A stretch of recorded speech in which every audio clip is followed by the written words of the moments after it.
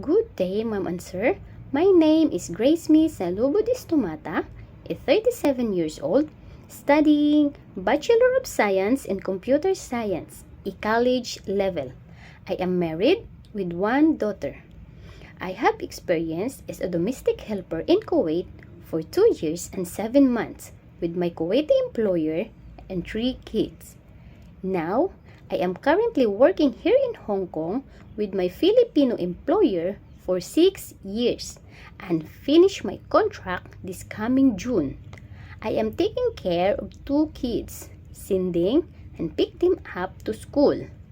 I can do household chores such as cleaning, laundry, ironing, marketing, and cooking.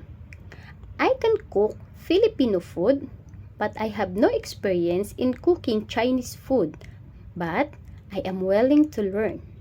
Ma'am and Sir, if you are interested in me to be your helper, I can assure you to do my responsibilities and take care of your family.